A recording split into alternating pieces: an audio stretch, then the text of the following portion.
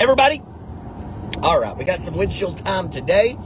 We're headed out to basically Deer Lodge, which is a long drive, so we got a lot of windshield time, and then passing through Wartburg to get some listing papers signed.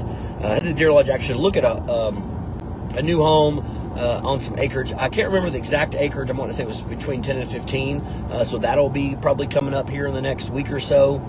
So I'm looking at it, and then on the way back through, I have a seller in Wartburg that's hand signing their listing papers, and we're going to have actually it completely listed on Mondays coming soon, and then active for showing shortly after that. It's a very unique property in Wartburg. It's on some acreage as well. Very beautiful property. So I want to get to this video talking about some shady strategies that listing agents, or agents in general, right? You call it, listing agent just for definition purposes. Sorry, got a little phone call there, but we can't get rid of it.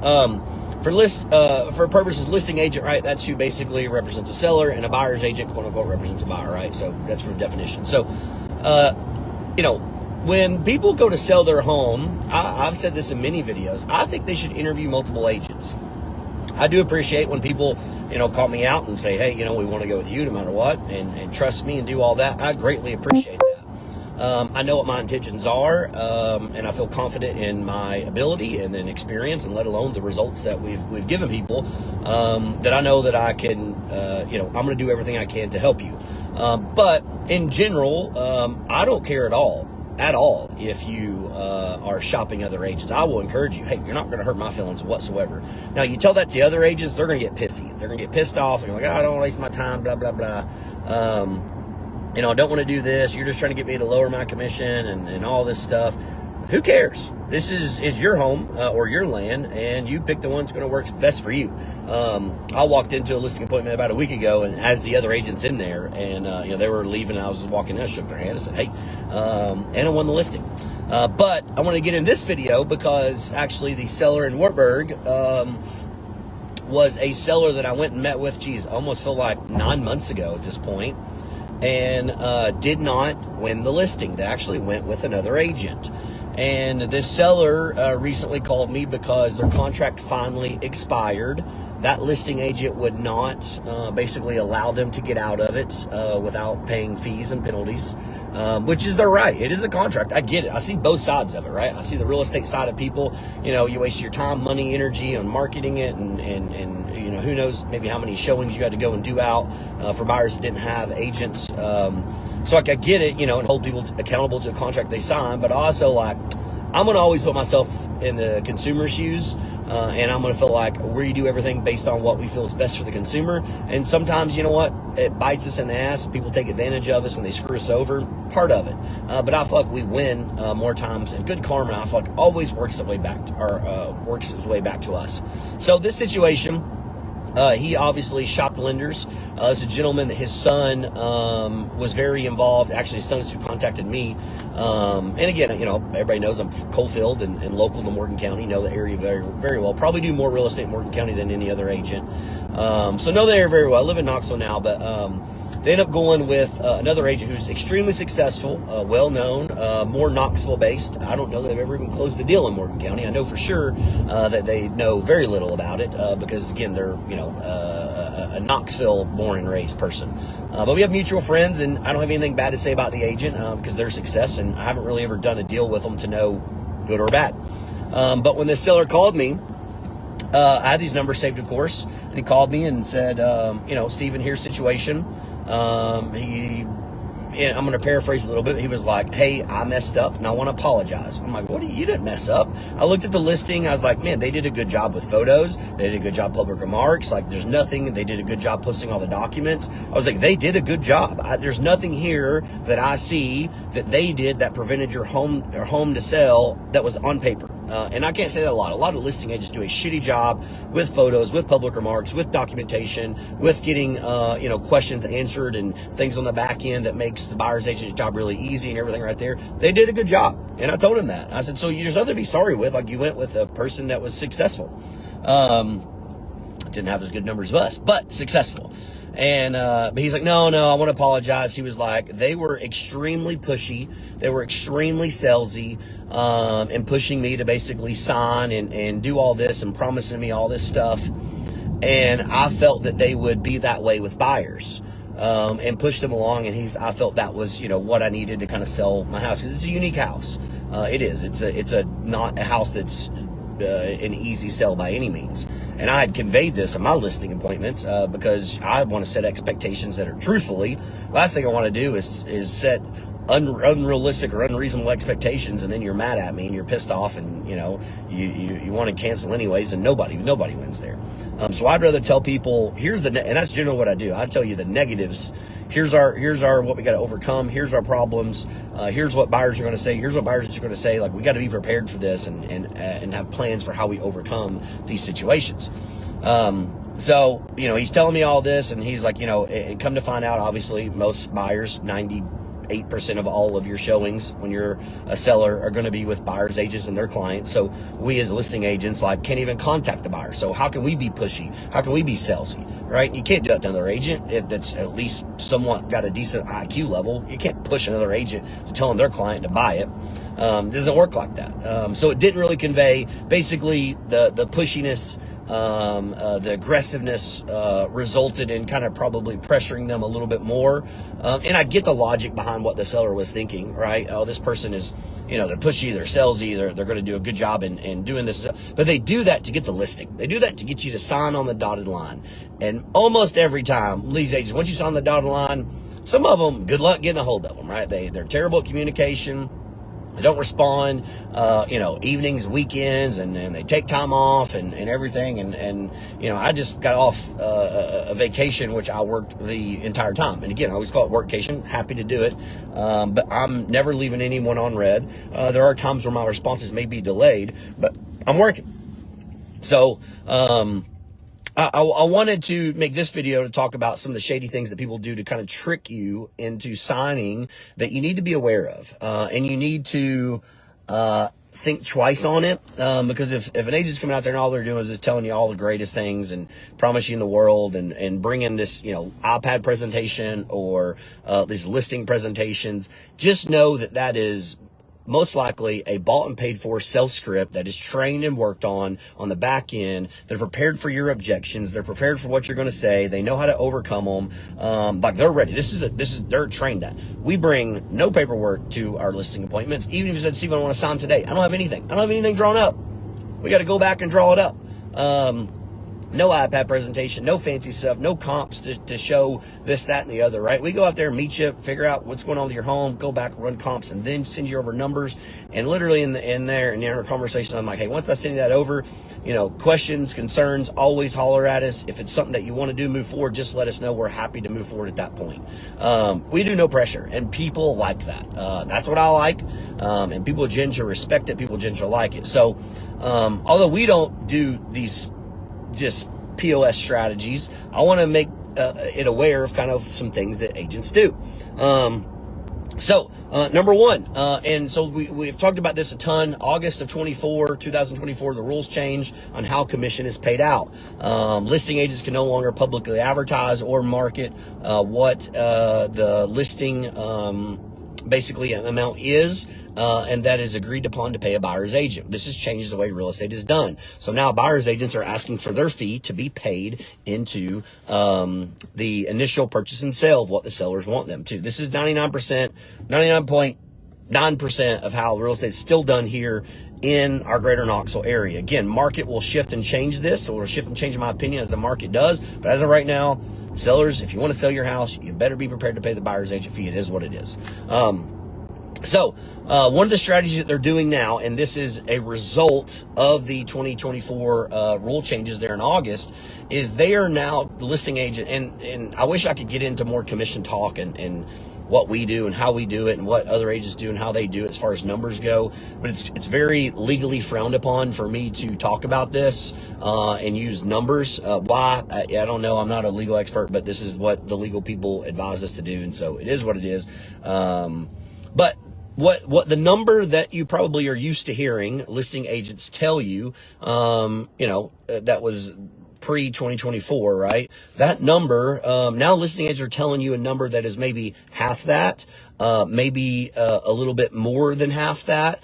And so that number, when they're telling you that, you're like, crap, well, that's way cheaper than what I thought in the back of my head I was going to be paying. Well, what they're doing is that is their fee only.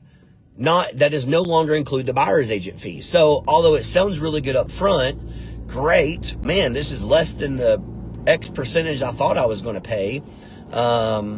But what it is that is their fee alone. They are not paying a buyer's agent any money out of that. And they're not explaining it. They're not telling you that, hey, also in addition, when you get a contract, it's going to have the buyer's agent asking for XYZ fee on addition to the fee you're agreeing to pay them. So they're not giving you that what is the predicted whole commission up front, which is what we do. We're anticipating. And then not only are we saying, hey, this is how it's going to work out, be aware ABC might happen as well. So that way you're aware that ABC might happen, and we have a strategy and talking final numbers and walk away, which is honestly your most important thing anyways. But we're transparent about that. We don't lie. We don't move the stuff around, because we're part of several different lead sources, and random calls, and people want to sell their home, and I go there, and I'm talking percentages, like, well, Stephen, this agent said that their percentage was this, and I was like, here's what they're doing, and here's your follow-up questions to that, right? And I could be wrong, but I have a feeling I'm not wrong. Here's what you need to ask them, right? What are they paying the buyer's agent out of that? What happens if the buyer's agent asks for a certain percentage? Are they going to give that money back? What is that? And every time, whenever these people do that, and they call them that, oh yeah, this is just their paid, and I'm like, well, now now you're running numbers. Now you actually know who has the way better commission rate, which is us over them, because they're lying to you. They didn't educate you on everything, and they're trying to trick you into signing anything. So it's a couple of reasons of already, like, do you want to trust them or not?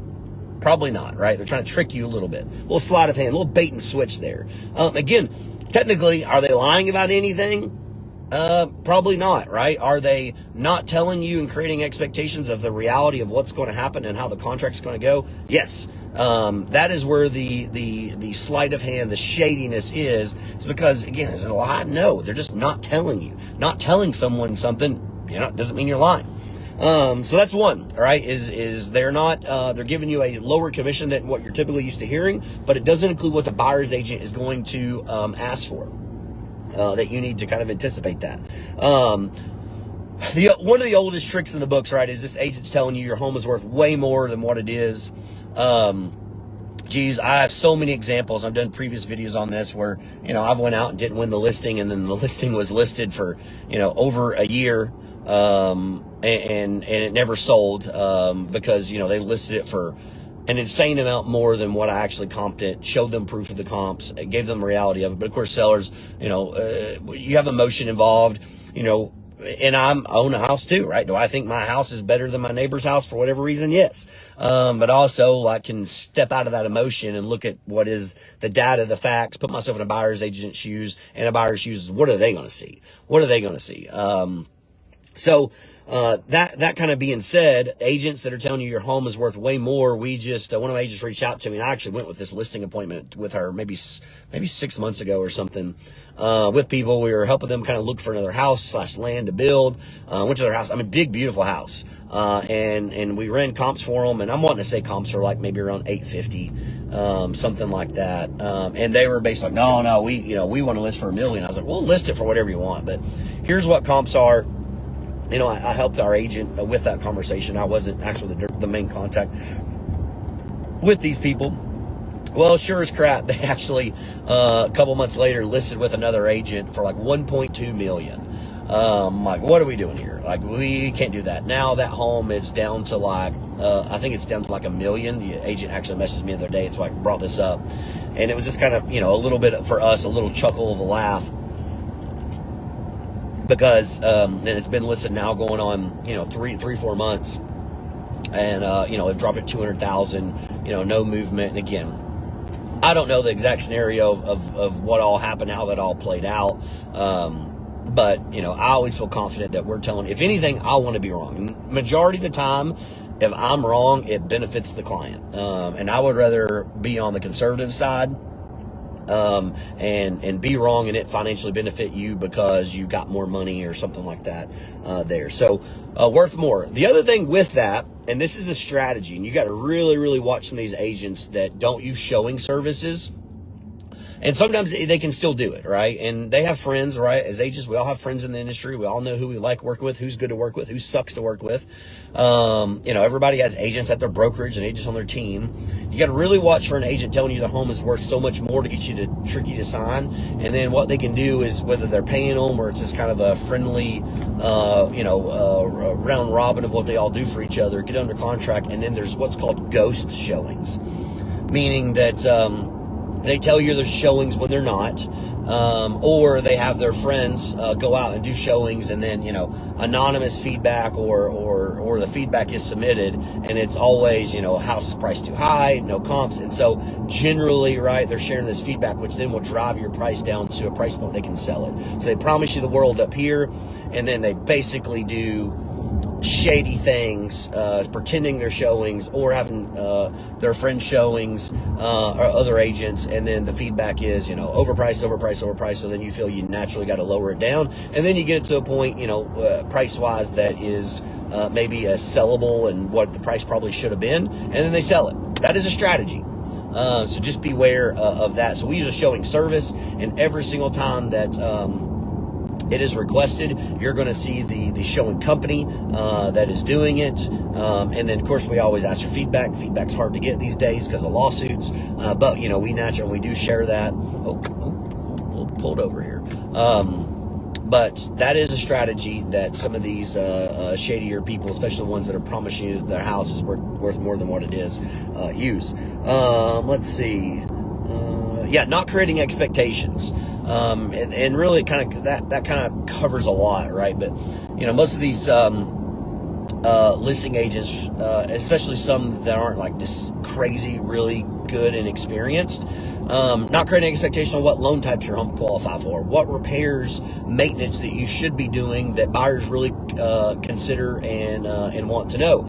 So I got a example of one, and I'm sure the seller is not appreciative of it, but we have a listing, and the parking lot, quote unquote driveway, doesn't really fit to good sized vehicles.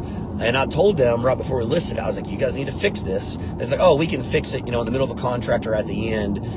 I'm like, 2021, sure, no problem. But our market right now, buyers look for a reason not to buy the home. So if you give them a reason not to buy the home, they're not going to buy the home. So you have to give them reasons to buy the home, not negative reasons. And they've not changed it, and the home's been sitting for a while. But it is what it is. I created expectations. It's going to be hard to sell this with this situation. So it's not selling. So I get to tell my sellers every time. They're like, Steven, what's going on? Well, you hired me for my expertise, my experience, and this is what I'm telling you that has to get done. But of course, it's always up to sellers, and there's been times where sellers, they don't do it and it still sells, and I'm wrong, right? I've got a piece of property that my seller wouldn't move one penny, and he's like, somebody's going to buy it. And I was like, all right, it is what it is. We presented several offers to him that were much lower. He just, nope, counter back full ask. And I was like, oh, this thing's never going to sell. Well, sure as crap, here comes a buyer along, full asking and under contract. Now, shows you what I know, right? But you got to create expectations of a listing agent for people, time on market, competition. I kind of look at things right now. It's not about comps. We're not in a market. The comps really matter because there's too much inventory right now, and so it's going to be much more on your active competition. So what is around you near your price point that a buyer is going to compare to? That's what you really have to look at. And if those prices are low, it is what it is. If those prices are high, great, good for you. Maybe come in a little bit lower than them. But you have to kind of consider that active competition, because that's what a buyer is going to do. No one cares that this home is your home and you lived in it and it's special to you. No one cares. It sucks to hear that, but that's the reality of it. No one cares. They're going to look at this if they want to get the best deal for them, because interest rates, although at basically 3-year lows, they still are low sixes. They still kind of suck. So buyers are still very, very picky. And the next one, the last one, it's kind of like a little cherry on top, but it's these social media videos. If you know, I don't do any social media walkthrough videos of my listings. I could. It's the popular thing to do. It's cool. It gets all the likes. You know, I could wear high heels and a short skirt and you know, shake my butt a little bit walking away, right? But I don't do it. Here's the thing with social media, right? We have I think we have like over 2,000 likes on our Facebook, which arguably for Knoxville and social media, like, is a decent amount of social media following comparative to what for agents. So we have a decent following. However, like, people don't come to my social media to look for a home. People aren't sitting there surfing my social media and being like, you know what, I wasn't thinking about buying a home, but man, I just seen this video of Steven giving a video of this home. And although I seen the photos online in Zillow, I didn't like it. But since I've seen this tour, I'm going to go buy it. That does not happen. All that does, and usually they'll do upcharges. Agents will do upcharges for these videos and everything. And I get it, right? You want it to look cool and you want to brag and it's your home. Pay for it. That's fine. You can. But ultimately, all that does is branding and marketing and advertising for the agent themselves. Nothing to do with the home, right? That is not selling the home. I've never maybe when you're talking, you got to do this stuff right. You know, when you're, like selling New York or selling Sunset, you got these, $25 million houses and 50 in these egos, people want the cool factor. There's probably a little bit of understanding with something like that. But no one is buying the $350,000 house in Knoxville because you did a social media video on it. Nope, they saw the posting on Zillow like everyone else, Realtor.com or Redfin or Trulio, whatever the website is. They saw it on there, and they booked a showing with their buyer's agent. They don't even know who your agent is. They don't even follow them on social media. That's the reality of it. Those videos are branding, marketing, advertising for the agent so they can market themselves to more sellers. That is not going to sell your house. Now, again, is there a 1% chance that something happens and it sells your house, kind of like an open house? I always say this, open houses don't sell houses. Yes, there's always a chance by miracle that something trips and falls into it, and that's how they seen it or something like that. Of course, right? You can never say never, but the reality is, right? You play the long game, you play the data game. Everyone is just finding it on the regular websites, that social media video that you've done this upcharge for, and they're paying, and this cool drone entering the house and all this stuff. That is not selling the house, guys. Those people that are buying it don't even know who your agent is, let alone follow them on social media. So that is not like a Facebook ad is not selling a house. Nobody's on Facebook looking for a house. They're on those websites, and those websites don't showcase videos. So those are some strategies, things I wanted to talk to you about. And so, if you're ever looking to sell, and you're, again, interview multiple agents. Tell this to everybody. What I'm telling you to do, interview multiple agents, you're almost never going to hear that out of another agent's mouth. You're almost never going to hear it. That's a terrible thing to say, coming from a person who, if you don't sell and buy with me, makes no money. But at the end of the day, I'm competitive. I think competition is good, and I think the consumer is good to have people competing for their home, and it should work out in their best interests. And I know what we do. I know the business model we have. I know what we provide, how we do it. I know our experience. I know our results. We literally did more real estate in East Tennessee than anyone. It's not even close. It's not even close.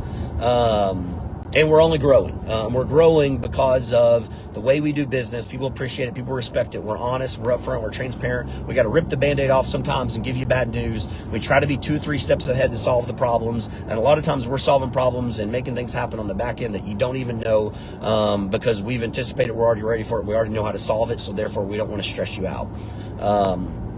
So the amount of just referrals and people tagging us because they've worked with us and they want their friends and family to not get screwed over, because it can easily happen in this industry, we appreciate it. We greatly appreciate it. I think just our closings this year, we did over 100 spheres in closings, which is incredible. So those are just referrals. It's almost 1/3 of our business, and as a large team of referrals, that's an incredible number.